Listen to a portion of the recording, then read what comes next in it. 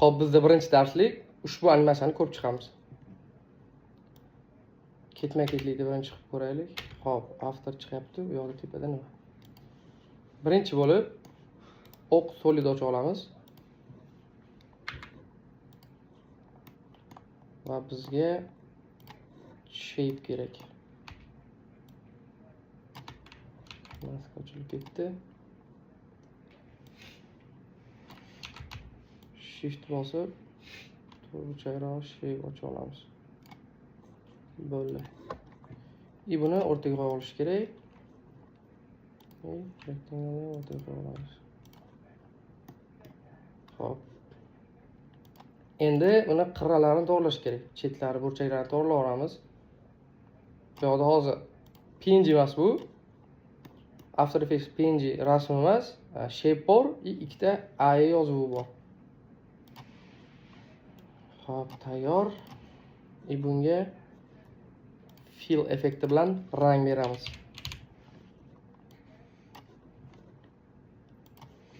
Rangning farqi yo'q. Oddiylariga moslab, xohlasanglar qiziq, xohlasanglar yashil, xohlasanglar pushti qo'rasizlar.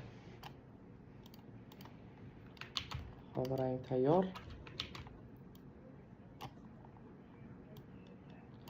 Endi yozuvi bu yoqdan medium yana yaxshi.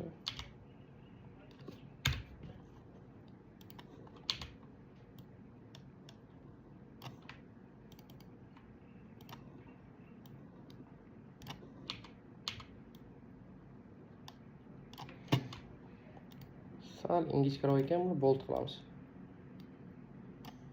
Snapping ochib turaylik. Hop, buni copy qilib E harfini yozamiz. Va buni o'nroq suramiz. Xo'p, tekstlarni joylashtirib oldik. Endi animatsiyasiga o'tamiz. Bu yoqda kattadan shunday kichik bo'lib bounce bo'lyapti. Bu yoqda bu mening degan shape chiqyapti.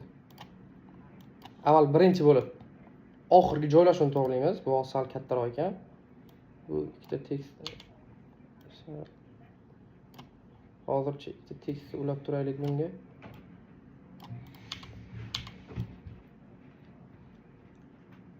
Bo'ladi. Kattaligi yaxshi. Tekstlarni chiqarib olamiz. Bo'ldi. Keyin shape'ga, ko'k shape'ga scale beramiz. Yo'q kelib, scale'ni katta qilamiz. Bizda uzun bo'lib qoldi. Keyframe'lar yaqinlashtiramiz ozgina. Ozgina emas, ancha. Xo'p. Endi scale'ni belgilab bounce effekt qo'shamiz. Sal keyframe'lar kam bo'lib qoldi yana orasi. Zo'r. Ozgina qilsak bo'ladi. Bu yoqda ikkita tekstga position bitta keyframe, rotation bitta keyframe. Va bularni ancha pointlarni o'rtaga olib qo'yamiz. Hop, position bilan rotation qo'ydik. Endi orqaga qaytib ozgina minusga buramiz rotationni va bularni bu yoqdan chiqarib yuboramiz. Va keyinda shunaqa effekt bo'ladi. Bularga bounce qo'shamiz yana.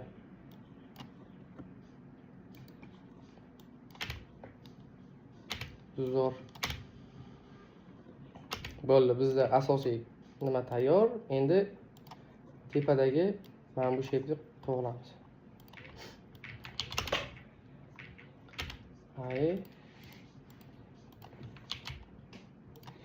Endi bu yoqda shape'ni kulrang oqqa yaqinroq qilib ochib olamiz.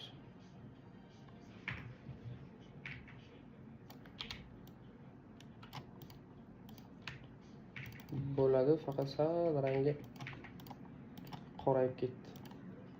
Qarab ko'tarish kerak. Zo'r. Buni ham burchaklarni to'g'rilayveramiz. Size'ni o'chiramiz.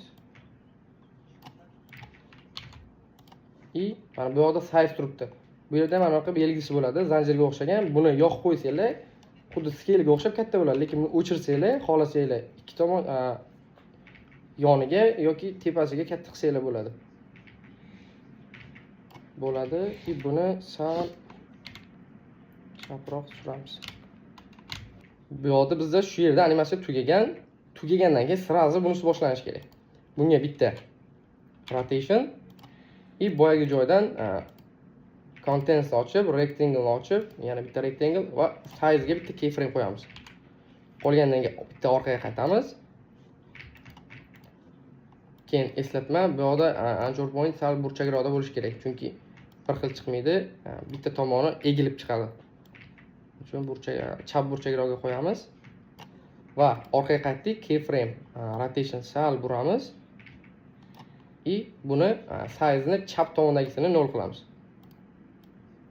Chap tomondagisini 0 qilamiz.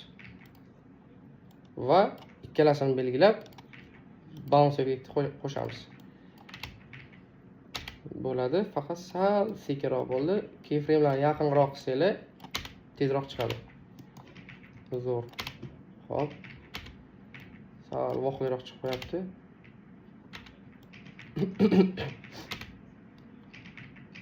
Bo'ladi. Endi tekst qo'yamiz. Yo'qqa. Bu tekstni qoraga qop-qora emas, sal qoradan teparoq qo'ysanglar bo'ladi. Qop-qora bo'lishi shart emas. Tekst kattaroq qilamiz.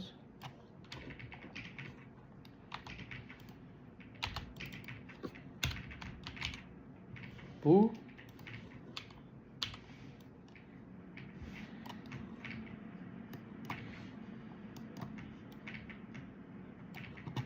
qo'yib text bold emas, medium qo'yasizlar. Shrift ushbu animatsiyalarni ishlatayotgan shriftlarni ham pastga tashlab qo'yaman. Pizdes. Xo'p, shu animatsiyalarda ishlatilayotgan shriftlarni ham kanalga tashlab qo'yaman. Bemalol kirib, o'rnatib olib ishlatsanglar bo'ladi. Bu yoqda bold edi, buni medium qilib qo'yamiz, chunki juda qalin bo'lib ketdi. Bu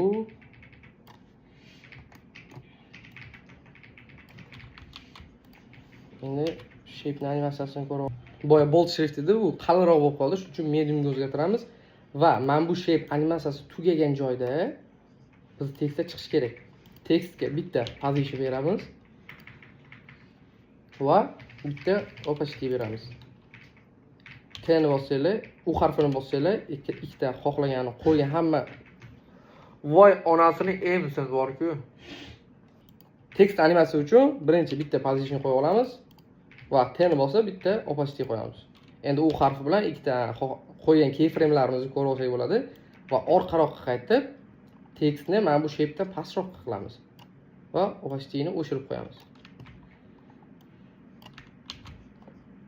Xo'p, chiqadi va tekstimizni trackni bu shape'ga ulab qo'yamiz. Shunda ko'zi o'chib ketadi, ko'zini yoqib qo'yasizlar. Shunda shape'ni ichidan chiqib keladi bu. Ustidan chiqmaydi, ichidan chiqib keladi. Va ikkalasini belgilab, yo'q, positionni o'zini belgilab, bunga ham smart bounce qo'shamiz. Sal sekinroq qoldi. Keyframelarni orasini yaqinroq qilamiz. Hop.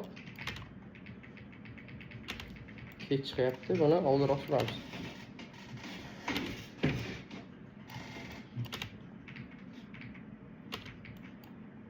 Yana oldinroq.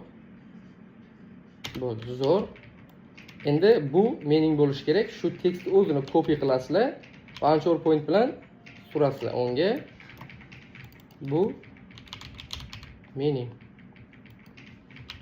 Bo'ldi. Ani bosib anchor point bilan yana surib qo'ysanglar. Endi ikkalasini o'rtaga olib kelib Endi ikkalasini o'rtaga olib kelib olishimiz kerak. Ikkalasini ham anchor point bilan shape'imizni o'rtasiga olib kelib olamiz. Xo'p, tayyor. Endi bittada emas, ikkalasi birin-ketin chiqish kerak. Mana keyframelar bitta joyda turibdi. Meningni sal oldinroqqa surib qo'yamiz. Ha bizda boshdagi animatsiyamiz tayyor.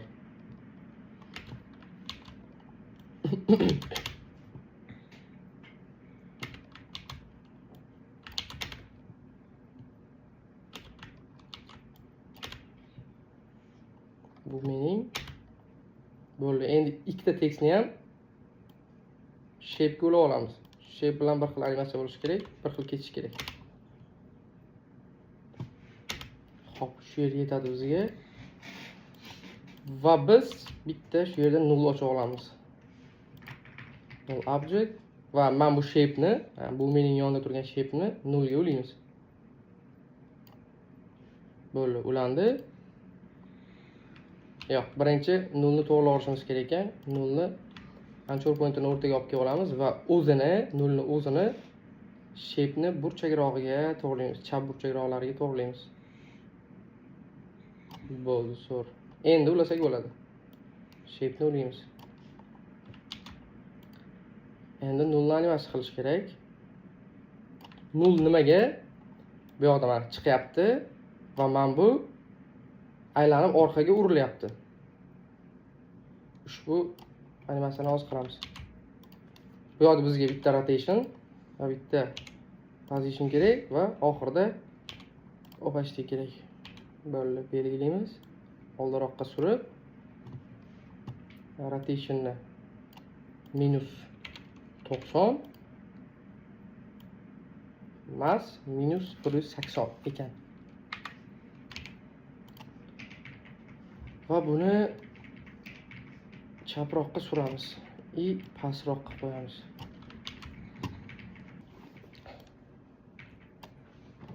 Buni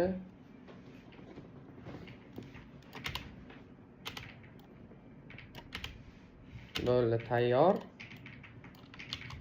Va bu yerda pastdagi shape katta bo'lishi kerak. Ya'ni bu yoqda bizda size'da keyframe qo'yamiz. Urilgan payt shape'imiz katta bo'ladi.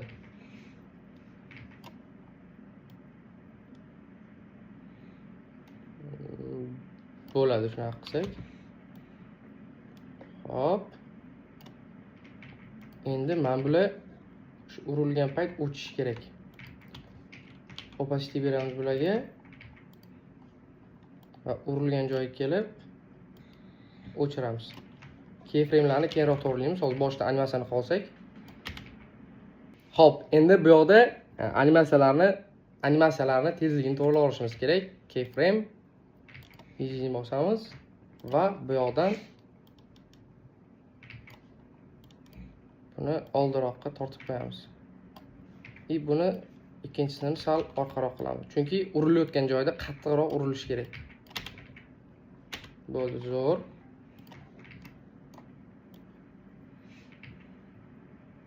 Endi men bu shape ni opacity'sini joyini to'g'rilab olish kerak keyframe, chunki bu yoqda birdaniga yo'qolib ketyapti. Bizda oxirida yo'qolish kerak. Opacity'ni oxirroq qo'yamiz.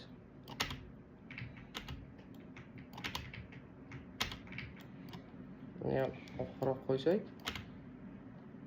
Yo'q. Buni oldinroq, bunisini orqaroq. Zo'r. Va buni copy qilib tepadagi ikkita tekstga ham beraveramiz. Va bizda shunaqa o'chadi. Pastdagi shape ni animatsiyasini sal tezroq qilishimiz kerak. Shuning uchun keyframe'larni orasini yaqinroq qilamiz va bunga smart bounce qo'shamiz. Yana opacity yana oldiroq chiqib qoldi. Zo'r. Sal orqaroq qilsak.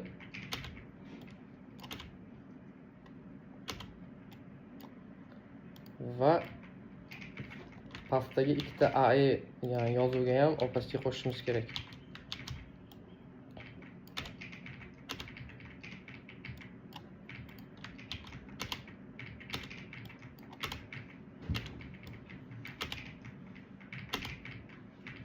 Buni ozgina surish kerak ekan. Juda tez bo'lib qoldi.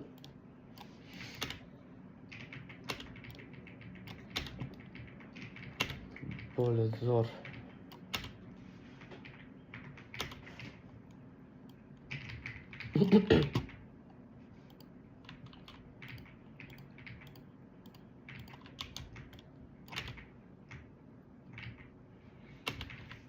Endi shu yoqda bizda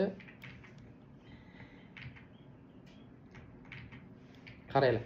Orqadagi ana ay shape ko'k rang edi. Oqga o'zgaryapti, kulrangroq oqga o'zgaryapti va tepadan 3 ta shape chiqyapti, qolgan detallar.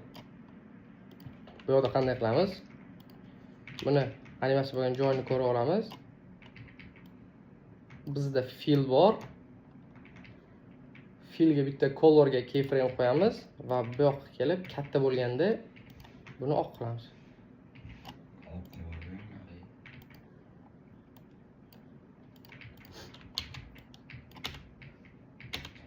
Sal tezroq chiqib qoldi. Qo'llarni orqaroq suramiz. Yana orqaroq. Bunisi sal oldiroq. Yo'q. Yaxshi ko'rinmayapti cho'ta. Zo'r.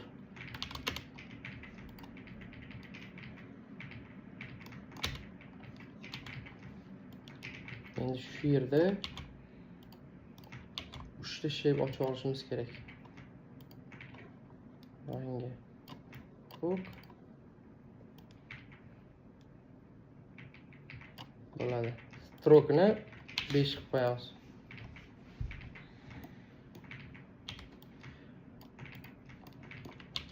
Shape'ni endi burchaklarni to'g'rilab olish kerak. Yo'q bo'ladi. Buni bu yoqqa qo'yamiz va bundan 3 ta kopiya qilib pastdagilarni suramiz.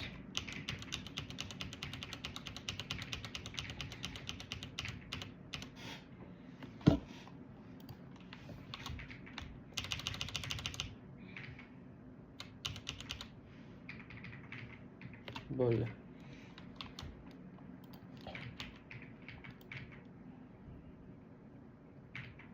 Deylik, shu yoqqa animasiya bo'lishi kerak. Bularga position bitta keyframe va opacity. Uni bosib hamma keyframelarni ko'rib olib, orqaga qaytamiz. Buni shape'dan teparoqqa ko'tarib to'xtaylik. Faqat birinchi anchor pointlarni o'rtaga olib kelib olish kerak bo'ldi. Endi orqaga qaytib positionni shape'dan teparoqqa qilamiz. Shu yerlar bo'ladi va opacityni o'chirib qo'yamiz. Bo'ldi, bizda tayyor. Endi buni orqaroqqa olib kelamiz.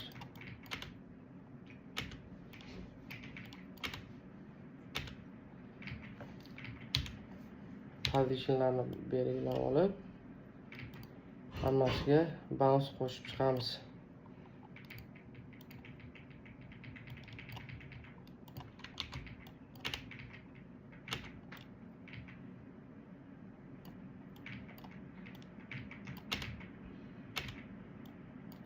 Bularni orasini yaqinroq qilamiz va bounce nastroykasidan 50 ni 40 qilib qo'yamiz. Juda katta sakrab ketyapti. Xo'p, hammasini 40 qilib olamiz. Va bular birin-ketin chiqishi kerak. Shuning uchun ketma-ketligini to'g'rilab olamiz. Zo'r. Xo'p, urilgan payt chiqyapti. Ozgina kutib qolyapti, shuning uchun yana bularni belgilab orqaroqqa suramiz. Bitta bu yoq. Ha, bo'ldi. Shape'larni qo'yib oldik.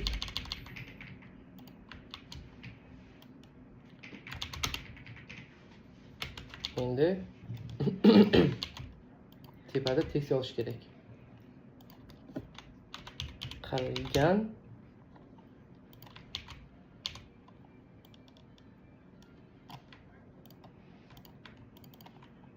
Men bu yoqda chiqqandan keyin qilgan ishlarim degan tekst chiqishi kerak. Hop, shape yoqqa tekstni kichkinaroq qilamiz. Position va opacity beramiz. Orqaroq qaytib, tepaga qilamiz positionni va opacityni o'chirib qo'yamiz. Positionga bounce beramiz. Sal sekin chiqyapti. Keyframe'ni yaqinroq qilamiz. Zo'r. Endi buni metni mana bu katta shape'ga ulab qo'yamiz. Nimaga? Ulaganinglardan keyin ko'zi o'chadi, ko'zini yoqib qo'yasizlar. Bu shape'ni ichidan chiqib keladi. Teparoqdan chiqmaydi, ichidan chiqib keladi. Ya'ni ham dinamikroq ko'rsatadi. Qilgan. Xo'p, buni bitta copy qilamiz. Control point bilan A ni bosib o'ngroq suramiz. Ishlarim. Yo'q va bo'ldi. Endi uni bosinglar keyframe'larni ko'rsatadi. Endi buni birin-ketin qilish kerak. Bitta chiqish shart emas. Qilgan bitta yoqsak, qilgan ishlarim. Hop, bizda va bu yoqda mana bu A bilan E bir vaqtda chiqyapti. Buni ham to'g'rilab olish kerak. E'ni sal oldinroq, orqaroq sursanglar, oldinroq, ya'ni A birinchi chiqadi, E ikkinchi chiqadi. Ya'ni dinamikroq bo'ladi. Mana bu hozirgisi, bu boyagisi.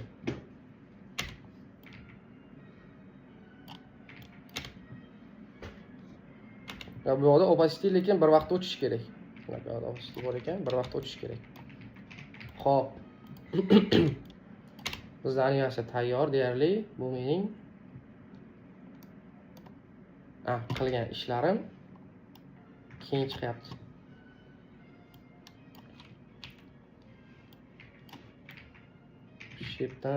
Shape bilan birdaniga bir vaqtda chiqishi kerak. Sal keyinroq. Bu ham kech. Zo'r. Qilgan ishlarim bo'ladi.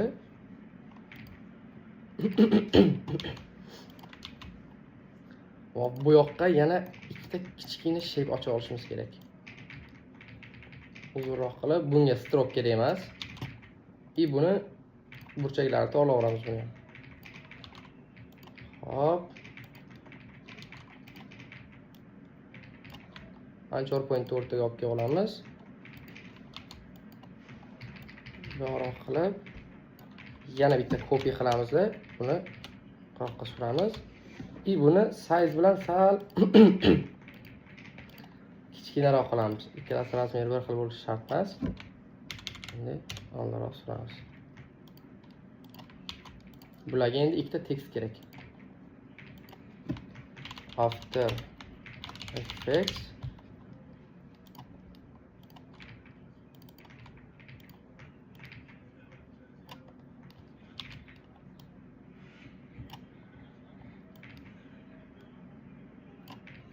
rangi oq bo'ladi. Copy qilib bunisida Delete Premiere Pro va buni o'rtasiga olib olamiz. Xo'p, endi tekstni shape'ga ulab olish kerak. After Effects pastda buni shape'ga ulaymiz. Premiere Pro'ni o'zini shape'ga ulaymiz. Tekst chiqishi bilan bular ham sirasiz chiqishi kerak. Xo'p. Mana shu yerda bo'lsa, ikkita shape'ga position beramiz, bo'ldi. Position qo'yamiz, bo'ldi. Boshqa narsa kerak emas. Position bilan ikkalasini orqaga suramiz. Bu yoqroq, mana bu Premiere'ni bundan oldinroq surish kerak. Ikkasi bitta joyda turishi kerak, lekin birin-ketin chiqishi kerak. Va bularni hammasini belgilab, metni mana bu katta shape'ga ulab qo'yamiz.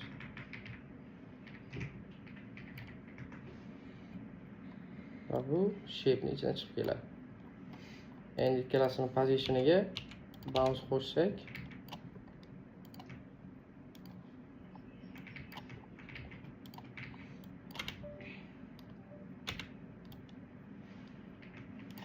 sal position kamroq bo'libdi. Bu oldiroq qilsak birin-ketin chiqadi.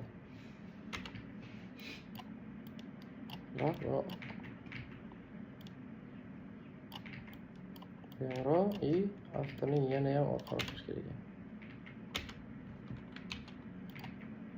Avtoni o'zini qilib, keyframelarni ozgina orasini yaqinroq qilamiz. Bizda kech chiqyapti. Orqaroq tortamiz.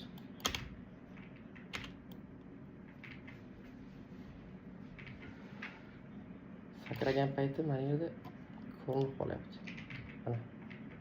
Shuning uchun buni yana ham position orqaroq qilish kerak. Yo'q, avtoni o'zini.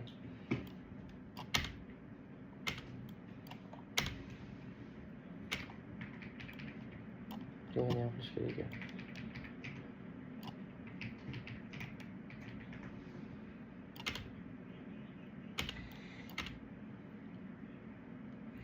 Bo'ldi.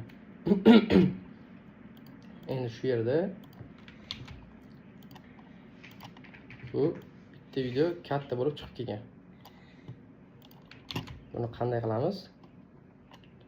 Belgilab olganmiz. Bunga positionga bitta keyframe, rotationga va ichini ochib, size'ga yana bitta keyframe qo'yamiz va mana zanjirni o'chib qo'yamiz. Endi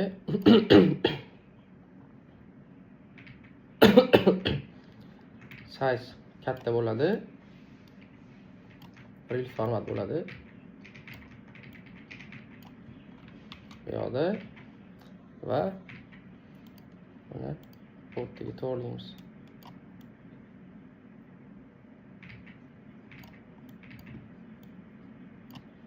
Bu yoqda bitta aylanib kelish kerak.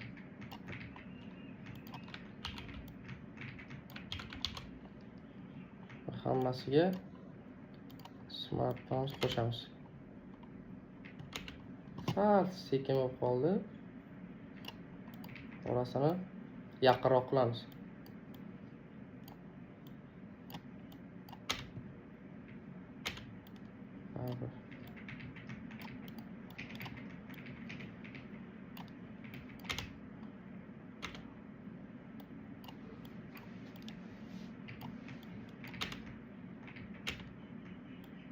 Endi tez bo'lib qoldi.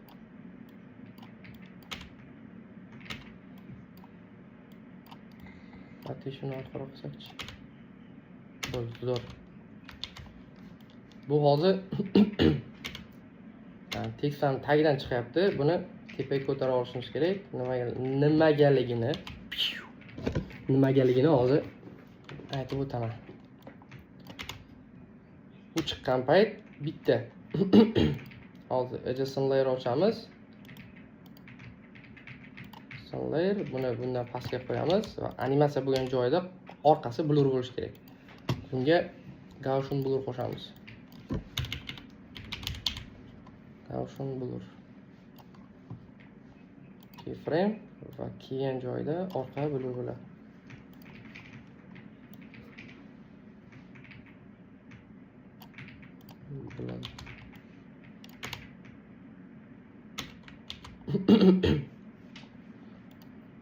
Shu yerda menimcha kompozitsiyani yopsak ham bo'ladi. Shu yergacha bo'lsa yetadi.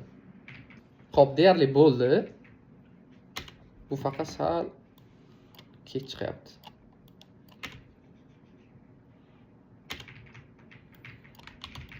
Bo'ladi. Bu yoqda men bu ikkitani rangini o'zgartirib olish kerak. Bittasi ko'k, bittasini deylik qizil qilib qo'yamiz. Rangini farqi yo'q. Xohlasanglar qizil qilinglar, xohlasanglar boshqa rang qilinglar. Kombinatsiyasi bir-biriga to'g'ri kelsa bo'ldi. Chiroyli chiqaveradi. Bu mening qilgan ishlarim. Xo'p, deyarli tayyor va bitta narsasi qoldi. After Effects urilayotganda orqasidan qandaydir blurga o'xshagan narsa chiqyapti, dumaloq. O'shani hozir effektini qilamiz. Bitta dumaloq shape ochib olamiz. Rangi ko'k bo'lishi kerak. shift bilan ochasizlar, shunda to'g'ri ochib beradi. Xo'p, bo'ladi. Buni anchor pointini o'rtaga olib kelib olasizlar. O'zini videoni o'rtasiga olib kelib olasizlar. Endi buni After Effects logosidan orqasiga qo'yasizlar. Boshiga kelganda opacity deylik 18. Bu urilgan vaqti bu chiqishi kerak. Bunga bitta effekt qo'shamiz. Fast box blur. Va chetlarni featherga o'xshab qovuramiz. Zo'r. Bunga scale bitta va opacity bitta qo'shib olamiz.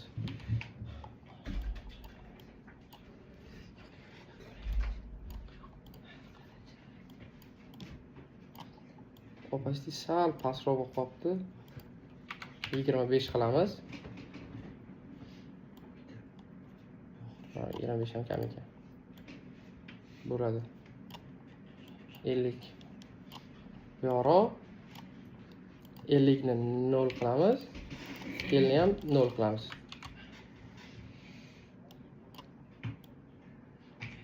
Va bu yoqda keyin o'chish kerak. Qaranglar, shu yerda e'tibor beringlar.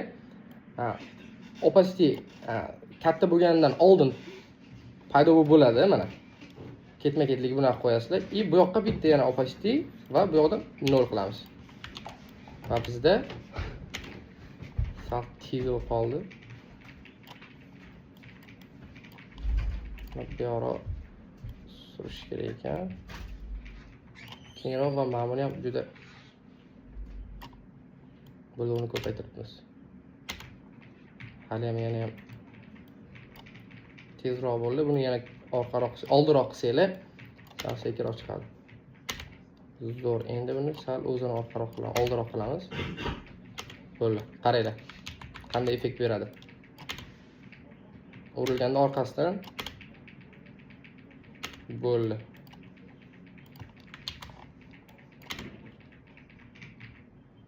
Umumiy animatsiya tayyor. Endi bir-ikkita mayda chuydalari qoldi. Endi buni bilmayman, boshqalar qiladimi yo'qmi? O'zi After'da mana yerni motion blurlarni yoqib qo'ysanglar, smooth chiqaradi.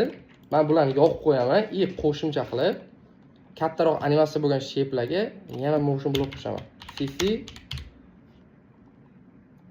nimadir 4K motion blur xullas. Nomini o'zingizlar to'g'rilab o'qib olasiz.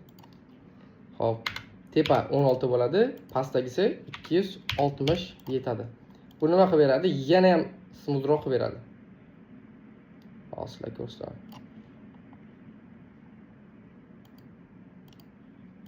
Bilinyaptimi yo'qmi bilmadim. Mana yana yaqinroq qilamiz. Mana yoqqanda, o'chirganda. Xullas yana ham plavniroq qilib beradi. Buni qo'ygandan keyin bittasiga qo'yganinglardan keyin copy qilib, mana bu yerga shape'larga qo'yib chiqasizlar. Tekstlarga qo'yish shart emas, faqat shape'larni o'zingiz qo'ysanglar yetadi. Bu shape'ga bitta qo'yamiz. Mana bu 3 taga. Bitta bularga ham qo'ysanglar bo'ladi. 2 ta, 3 ta va mana bu pastdagi shape'ga qo'yib olasizlar. Va bizda animatsiya tayyor. Bitta загрузка qolsin.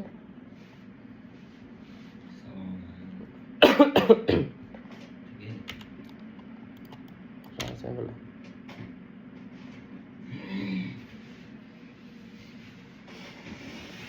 Hop bo'ldi.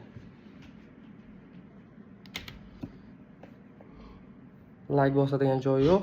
Topsanglar like bosib qo'yinglar.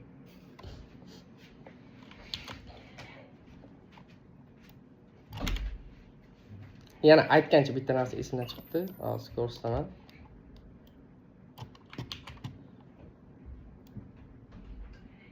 Buning ichiga xohlasanglar video qo'yinglar, buni o'rniga xohlasanglar boshqa narsa qo'yinglar.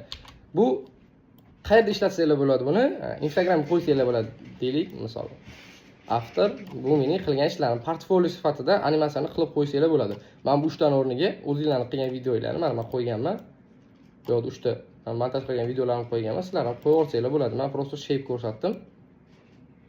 Ya'ni boshqa narsa, bemalol boshqa faqat video emas, boshqa narsa, misol deylik, bu mening qilgan ishlarim emas, bu yerda 1-2-3 bo'lishi mumkin. Misol 3 ta ma'lumot beraman deganda ham shunaqa narsa chiqarsanglar bo'ladi bu animatsiya bilan. Aytmoqchi bo'lganim, ko'p joylarda ishlatsanglar bo'ladi. Top 3 ta nimadir aytganda yoki portfolio yoki boshqa narsalarda. Xullas, nimaga to'g'ri kelsa tiqib ketaveringlar.